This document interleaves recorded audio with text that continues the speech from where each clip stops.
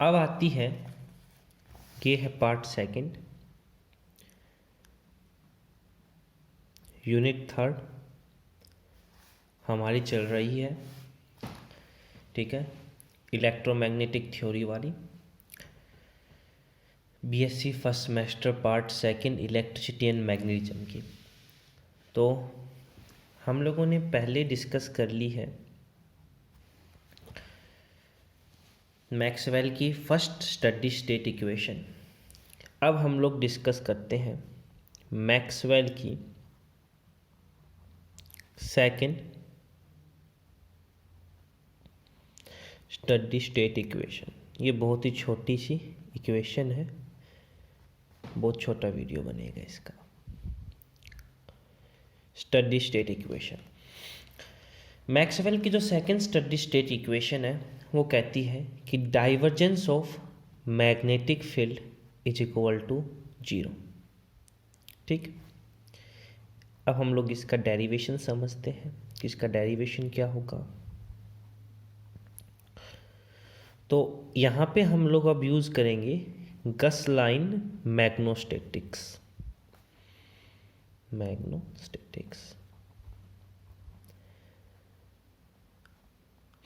तो लिखेंगे according to Gauss law.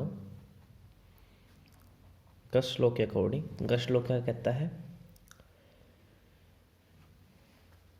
The surface integral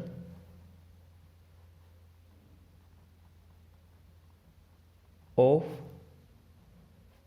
magnetic field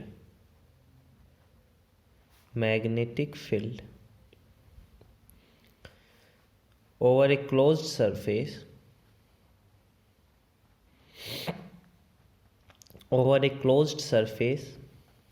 S, that is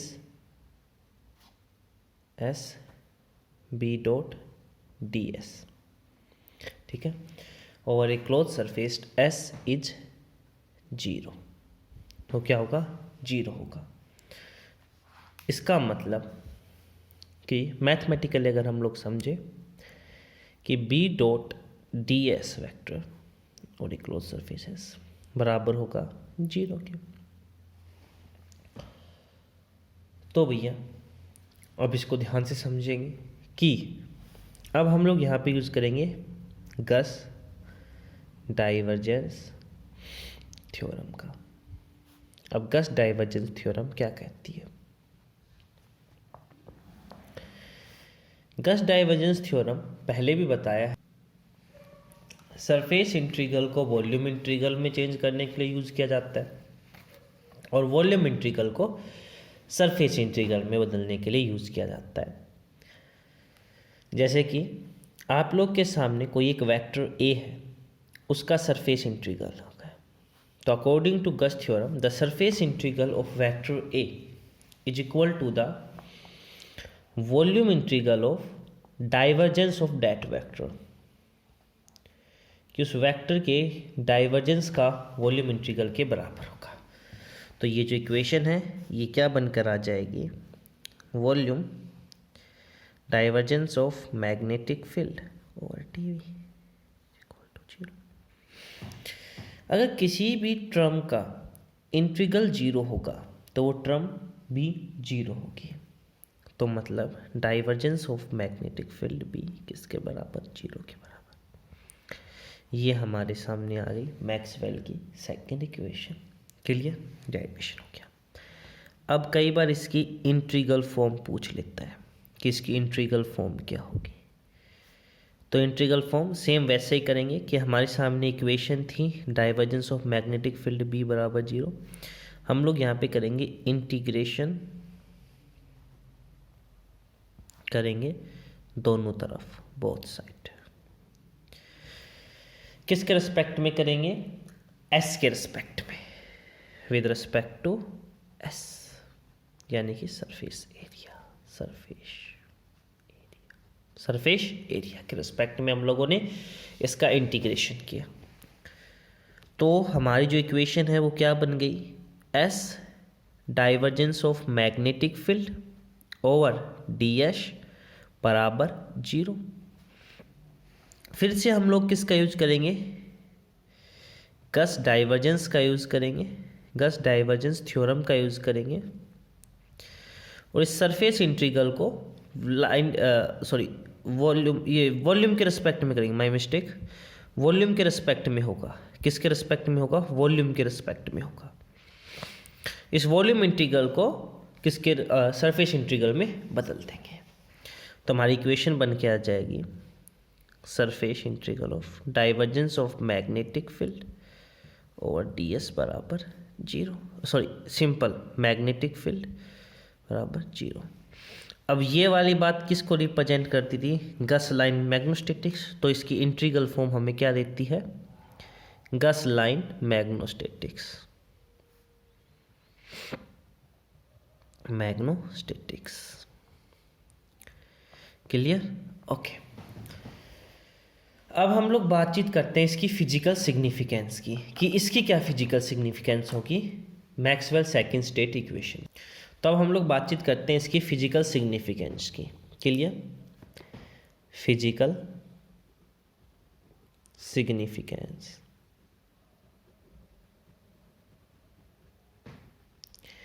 physical significance क्या होगी इस चीज़ की, कि भैया हमारे सामने आया था कि डाइवर्जेंस होगा मैग्नेटिक फील्ड का वो 0 के बराबर होगा।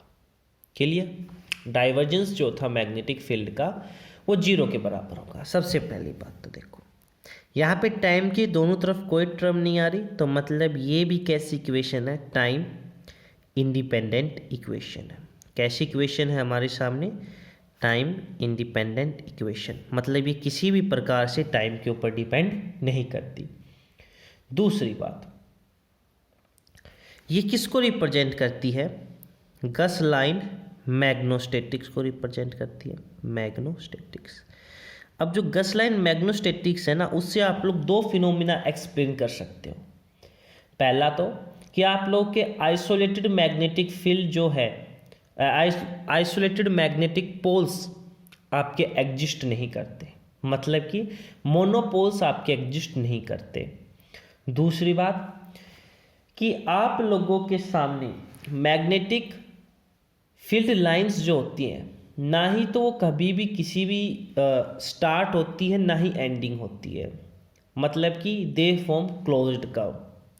ठीक है, ना ही ये स्टार्ट होती है ना ही ये एंड होती है। ठीक है, ओके।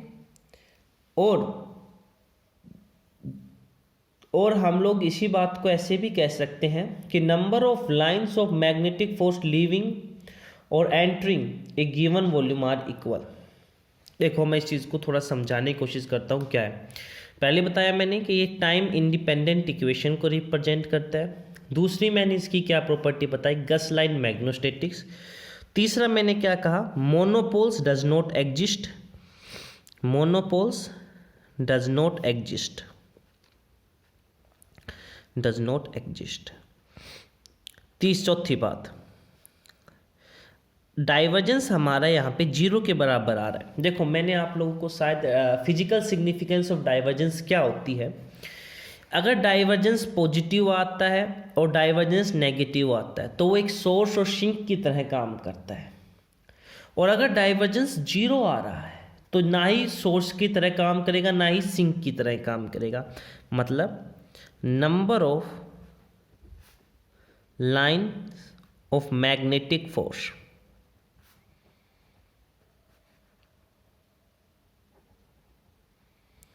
एंटरिंग और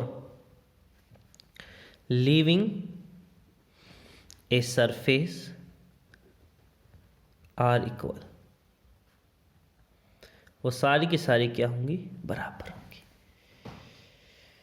क्लियर, तो ये थी मैक्सवेल की सेकंड स्टेट इक्वेशन और उसकी फिजिकल सिग्निफिकेंस। थर्ड इक्वेशन हम लोग आने वाली वीडियो के अंदर पढ़ेंगे। Thank you.